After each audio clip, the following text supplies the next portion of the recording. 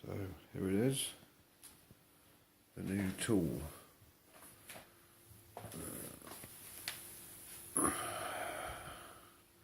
Problems I can see straight away.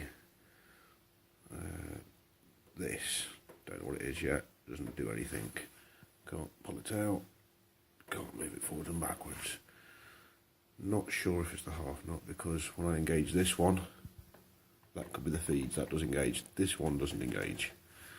The dial indicator for the threads I've got, so that's not missing. I'm just going to have to find a bolt to hold it on with. Or I'm probably going to have to make something to hold it on with. I don't know what's happened there. Something's happened. I think there's probably a little bit that goes in which holds the plate off a little bit. Still, don't need threads to make that, just need this working. Now it's got a quick change tool post. Don't know what size or shape it is. One of the draw bolts are missing. Looks like it's pretty simple, it's just T-bolts that hold it. The compound, it's got tight every half movement, but it's pretty cool. Moves back beautifully. Moves forwards not so beautifully. The cross slide, on the other hand, well, I don't want to turn it, it's very stiff. I don't want to take it to pieces, and it's very rusty, so I don't want to bring it across rust, so I want to strip that down. Probably the first thing I'm going to do is just take the saddle off the apron, look inside the apron, see what these things do, and this one here, this doesn't seem to do anything. This one works. The apron slides up and down absolutely wonderfully. I'm not sure which one it was that was engaging onto this lower one. I think it's probably this lower bar, this one here, I think, because these are the stops, the automatic cut-off stops. But that was working. Looks like someone's been doing woodwork on it and not cleaned it up. This is extremely rusty. Like, the texture on that is bad. I think I'm going to try electrolysis on the apron assembly. See how well it all comes up, and then oil it all back up again, put it back together. As far as the back goes, this way it goes. I sprayed a little bit of oil in there. Yes, there's oil coming out now. There's no up and down movement at all. It's like perfect. Forwards and backwards, nothing. Feels real smooth. The levers work. So now I've got some gears engaged. And that's locked up into back gear. Back free again. Stick some gears in. There we go. So they're working. The quick change gearbox, that works. The amazingly well repaired lead screw, I don't know, it engages and then the apron starts moving. That's okay.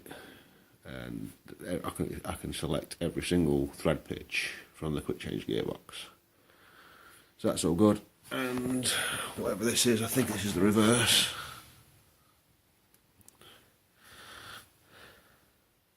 Fill with oil. Well, that works. Sawdust, metal filings, you name it. So to get this in here, you probably see there's some round stuck on the floor there, and I've bolted the lathe down to a 18mm plywood section. To get it in here, the engine crane which I've used, which is there and there.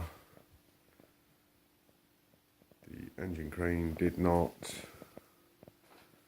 get it all the way in the door, so getting this in the door was a bit precarious for a couple of seconds.